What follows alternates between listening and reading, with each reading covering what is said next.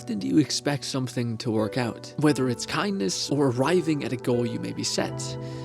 For me, I try to be hopeful, but I also try not to expect much. This isn't because I think people are all that bad, it's just easier that way.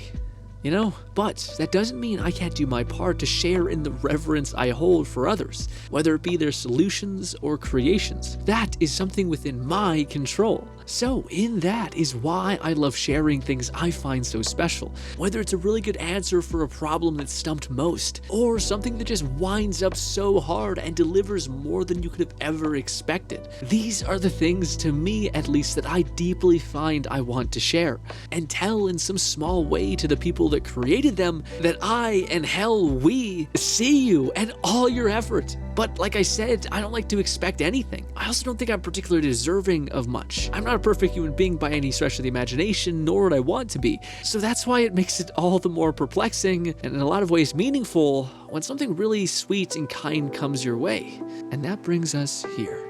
A couple of weeks ago, a modder reached out to me. I've covered their mods before, and it's one of my favorite avatars. It's the trauma pack that comes with an avatar that summons weapons of death, along with so many fantastic and brilliant weapons, all being extremely unique and fit so well into the Bonelab world. The TLDR is that he reached out and asked if I'd like my own version of his iconic avatar, the Trauma Constructor. At first, I was perplexed.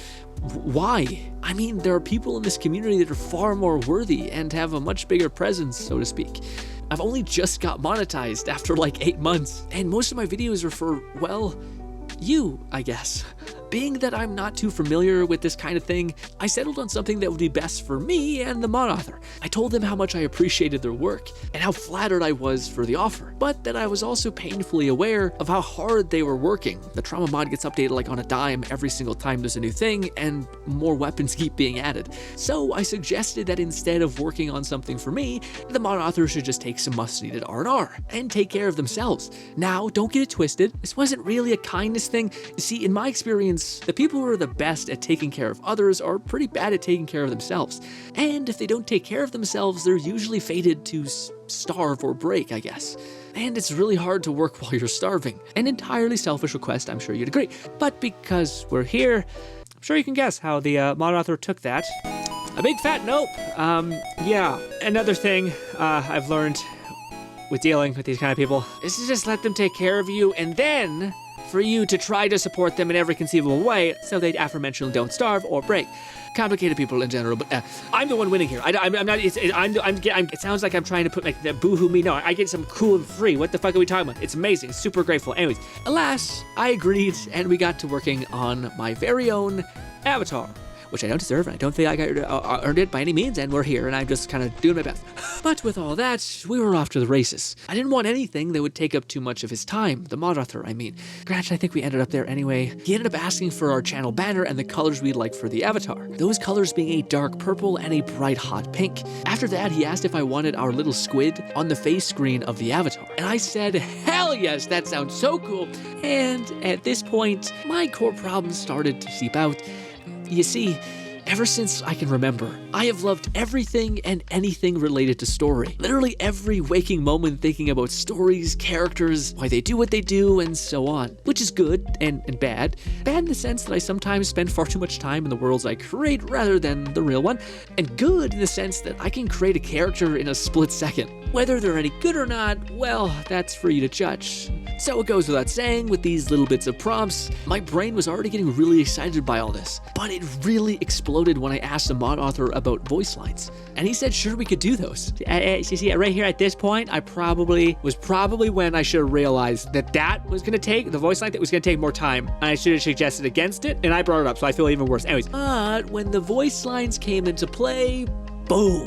My mind was set ablaze with all of the possibilities because this just became a story. And in doing so, oh boy, what to choose from. But I had to remember that this wasn't just my story. This was a story building off of the Trauma Constructor mod and fans that love it. So I had to get thinking about what the Trauma avatar was to me, and probably to others. To put it simply, the Trauma avatar for me is an oh shit button. The use case being, when I'm playing a Bonelab level and I'm about to die with my normal bog standard human avatar forward whatever, instead of restarting the whole level, I pull the ripcord and summon the trauma constructor to save my ass so I don't have to go back an hour. Stress level 0, please add checkpoint systems to the SDK, goddammit. Outside of that, I only summon the trauma constructor to really wreak some havoc or use its absurd strength. So, if that's the context of the character, why not lean in even more? And with my love for the Doomslayer's iconic line, rip and tear, Rip and tear.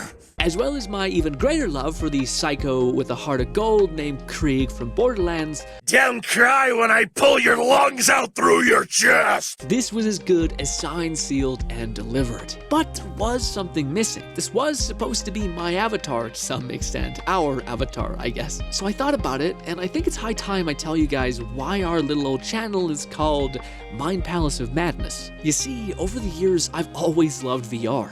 I could just never afford to partake in it, nor did I have a PC strong enough to run it at the time. But one thing I can clearly remember is just how many ideas sprung into my head when seeing anything related to VR. It was a treasure trove of the strangest and yet most incredible ideas. And the more I looked at VR content, the stranger and weirder my ideas became. For an example, one of the first videos I ever uploaded here was called Live, Die, Repeat. You've probably seen the Tom Cruise movie. You see, a lot of content creators were covering this mod for Half-Life Alyx. It was that John Wick going into a bar and shooting up the whole place and getting the data and leaving, Hitman style. It was a massive boom on YouTube. Every VR channel did at least one video on them. And I loved it, by the way, and I'm very excited for the game coming out very soon. But I kept getting frustrated that I couldn't find the video that I so deeply wanted with that mod. What I wanted the most was to see a perfect run of that level. And I found everything from real Marines pushing through the levels with callouts, for people being very weird and funny, but no perfect run, unfortunately. No run with no failures, no stopping of momentum, and just sinking headshots like you could not believe. So when I finally got my VR headset, I knew exactly what I had to do. I would play that modded level 100 times over and over again until I mapped out where every enemy spawned and my aim got good enough to make sure I could knock them down in one hit. I remember streaming this at the time, and so many people were getting bored of me just running the same level over and over and over again. Thanks guys, by the way. But I finally did it. I created a video where I ran through the whole level flawlessly. No breaking of momentum, sinking headshots, and ripping everything to shreds, and even added some cringy story just because I couldn't help it. And nobody watched it. Well, it was a lot of fun to make, so worth it in the end. And the ideas only got weirder and weirder, honestly. It was turning into complete madness. Madness. Madness.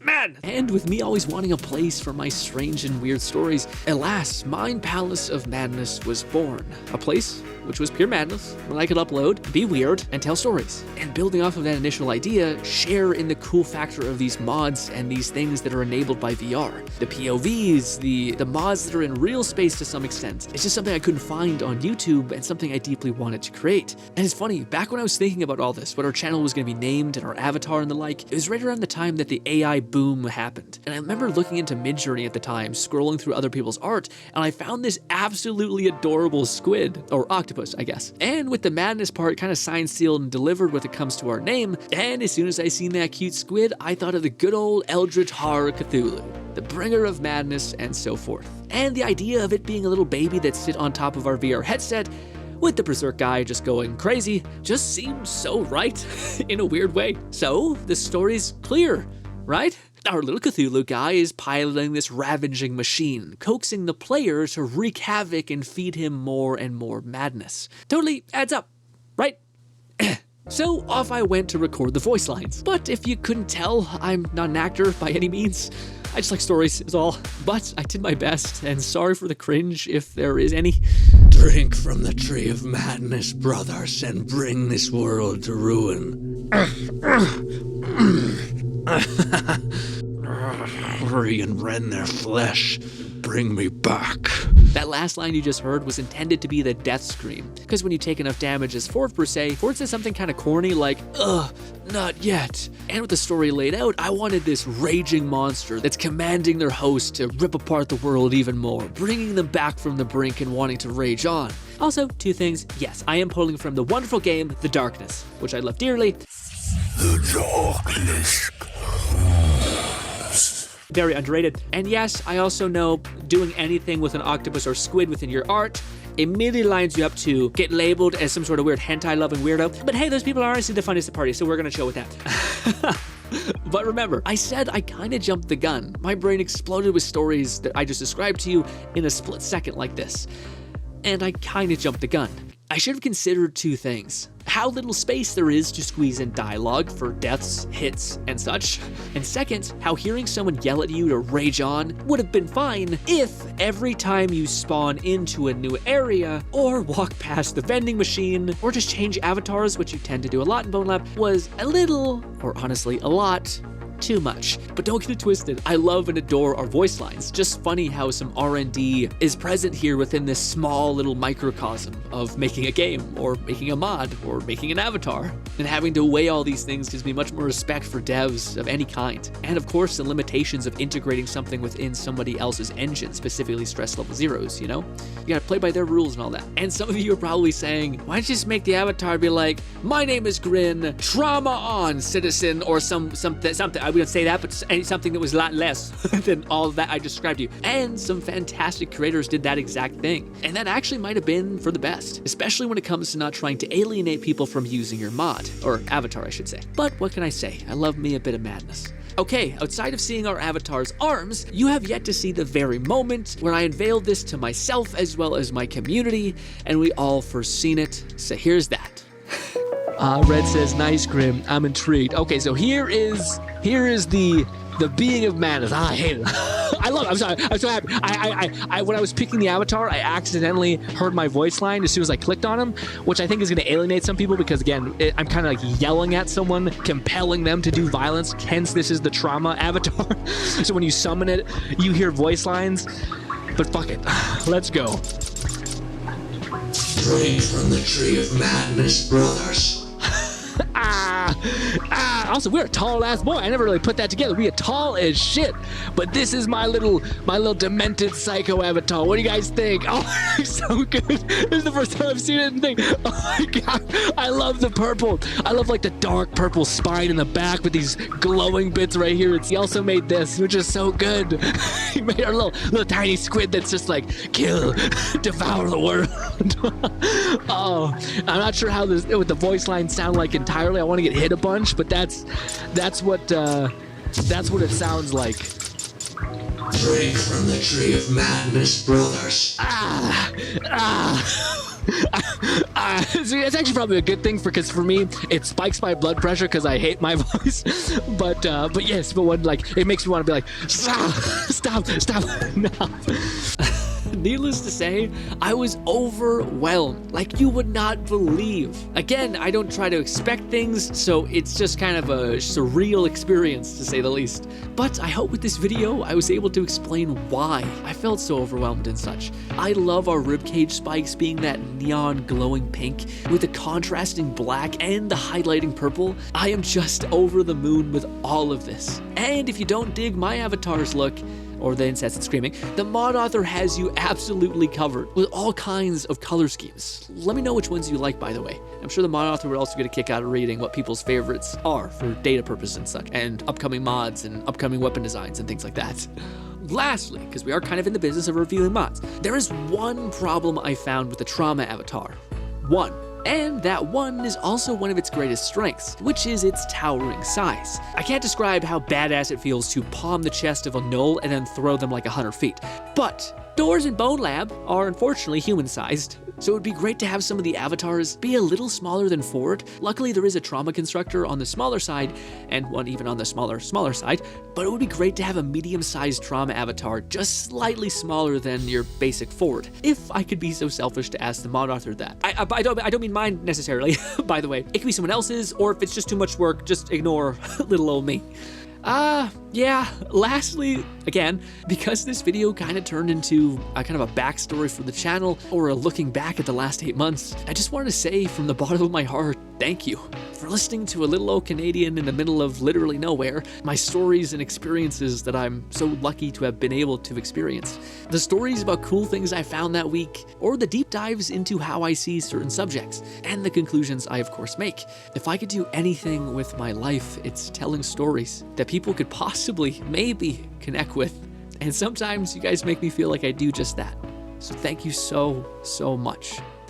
From the bottom of my heart, my name is GRINN. I hope I can see you again and love ya.